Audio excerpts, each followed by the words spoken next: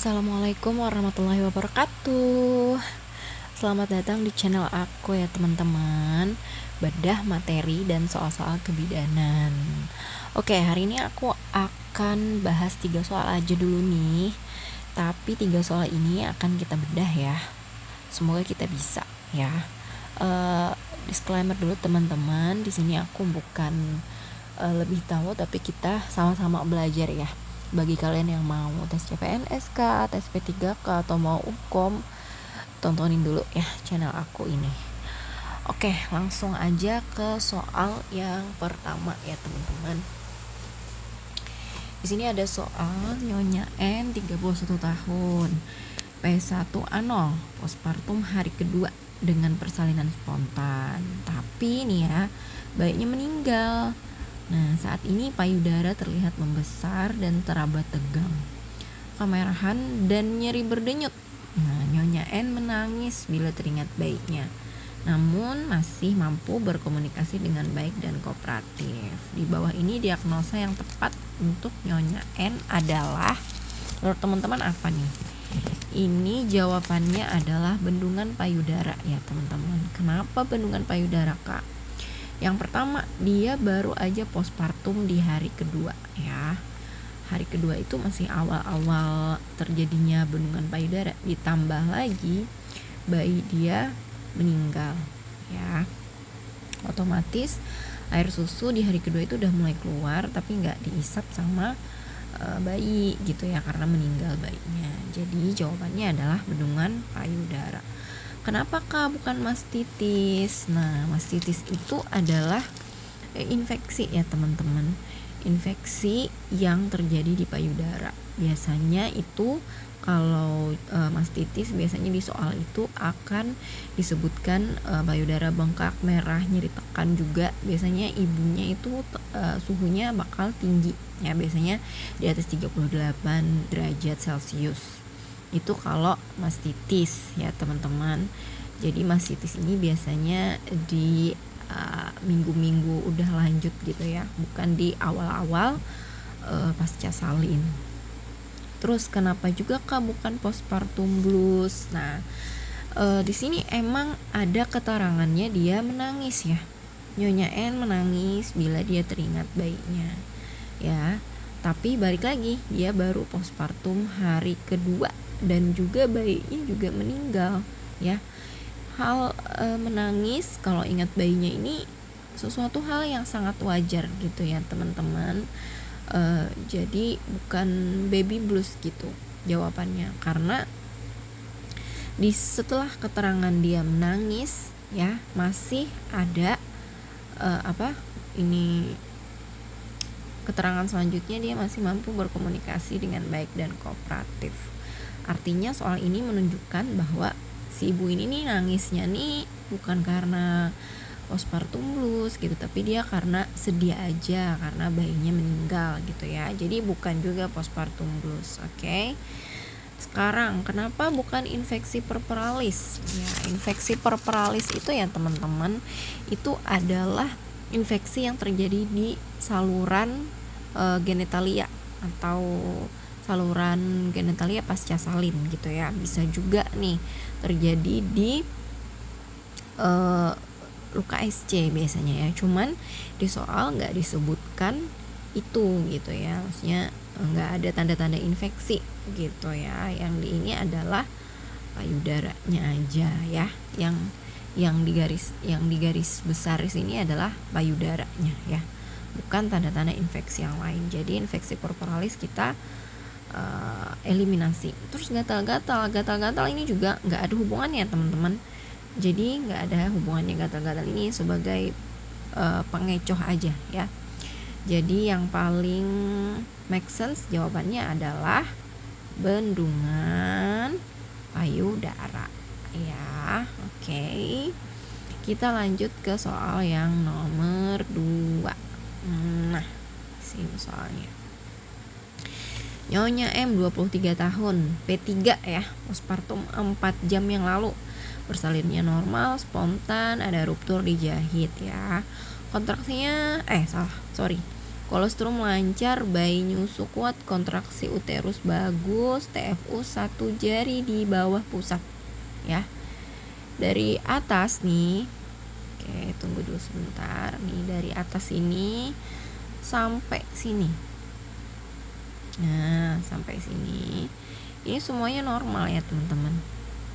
Ini tanda-tanda yang normal gitu. Jadi tidak ada tanda-tanda yang gimana gitu ya. Cuman kita baca lagi selanjutnya, TFU 1 jari di bawah pusat, kandung kemih teraba penuh tapi belum merasakan keinginan untuk miksi. Kelanjutan masalah yang bisa muncul karena keluhan Nyonya M saat ini adalah apa ya? Kalau menurut teman-teman apa? Kalau hemoroid ini udah pasti bukan ya teman-teman. Hemoroid ini wasir ya, nggak ada hubungannya sama keluhan ibunya di atas. Yang perlu kita garis bawahi di soal ini adalah apa? TFU-nya 1 jari di bawah pusat ya. Ini yang jadi kata kunci di sini. Terus juga kandung kemihnya juga teraba penuh juga ya. Ini juga bisa. Nah, kalau yang di atas itu tadi normal. Jadi hemoroid sama yang aku garis bawahi merah itu gak ada hubungannya. Jadi kita eliminasi dulu hemoroid. Gagal ginjal bisa sih ya, karena kandung kemih penuh dan belum terasa keinginan untuk miksi. Cuman teman-teman, gagal ginjal ini cuman pengalihan isu aja ya, karena ya ini kita ngomongin tentang postpartum gitu ya, kita nggak sejauh itu gitu. Lagi pula ya, gagal ginjal itu biasanya bertahap gitu, nggak mungkin kita 4 jam terus tiba-tiba langsung gagal ginjal, nggak ya. Jadi ini hanya pengecoh ya teman-teman. Gagal ginjal kita eksekusi dulu. Terus apakah mungkin trombopeblitis? Ini juga enggak ya teman-teman. Jadi trombopeblitis itu adalah peradangan pada pembuluh darah dan biasanya ada gumpalan juga, dan ini juga terjadinya di kaki ya teman-teman. Jadi nggak nyambung gitu antara soal sama yang si C ini ya. Jadi si C ini juga kita eksekusi, kita eliminasi juga yang C. Terus subinvolusio uteri mungkin nggak ya? Mungkin. Karena apa? Karena di sini nih TFU 1 jari di bawah pusat. Teman-teman ingat-ingat lagi ya. Kalau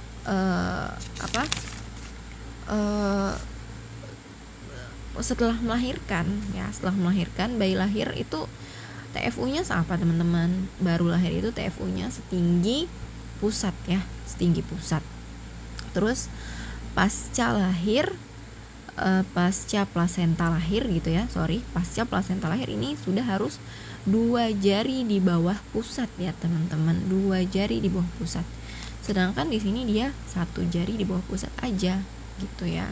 Berarti subinvolusio uteri bisa masuk dulu nih di sini ya. Terus yang E lagi ya, atonia uteri bisa masuk nggak? Bisa sih, karena kandung kemihnya teraba penuh, belum ada merasakan untuk miksi ya teman-teman. Kok bisa sih kandung kemih penuh bisa ke atonia? Bisa. Kenapa? Karena si kandung kemih yang penuh ini bisa menekan si uterusnya gitu ya. Cuman si yang E atonia uteri ini di soal kita lihat lagi. Nah, kontraksi uterus kuat ya. Kontraksi uterus kuat berarti yang atonia uteri kita eliminasi terlebih dahulu karena kontraksinya udah bagus tadi gitu ya. Beda kalau misalnya kontraksinya lembek gitu ya. Dan biasanya kalau atonia uteri ini dia ada pendarahan gitu ya di soal. Jadi di sini yang menjadi ininya adalah apa teman-teman? Nah, menjadi garis bawah kita adalah TFU 1 jari di bawah pusat gitu ya. Jadi yang paling masuk jawabannya apa teman-teman? Subinvolusio uteri ya, yang paling masuk subinvolusio uteri ya teman-teman. Jawabannya D ya. Oke, lanjut soal nomor 3. Nah, sorry ya, ini agak kegedean nih kayaknya nih. Aku buka dulu, nggak bisa ya. Oke, Seorang perempuan ya, usianya 35 tahun, melahirkan di BPM gitu ya. Saat 2 jam postpartum, bidan melakukan pemeriksaan. Didapatkan uterus tidak berkontraksi dan terdapat perdarahan. Terus vital sign-nya yang perlu kita garis bawahi di sini, tekanan darahnya ya teman-teman, 90/70 ini cukup rendah ya gitu. Nah, apa diagnosa kasus di atas nih? Teman-teman udah pasti hafal banget sih kalau ini ya. Kalau ini jawabannya pasti apa teman-teman? Betul, atonia uteri. Kenapa atonia uteri? Ya, ini kita lihat di soal lagi, uterus tidak berkontraksi. Ini ciri khas banget ya. Ciri khas banget uterus tidak berkontraksi ini, ciri khas banget atonia uteri ya.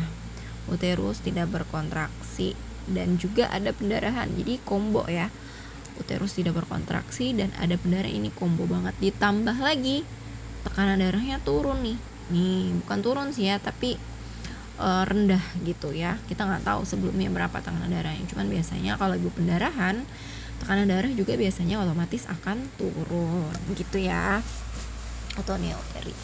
Kenapa nggak retensio placenta kakak? Retensio placenta itu adalah plasenta tidak lahir dalam 30 menit gitu ya. Jadi itu ada di kala 3. Sedangkan ini ibunya udah partus 2 jam. Jadi tentu saja retensio placenta bukan gitu. Terus kenapa juga bukan solusio placenta?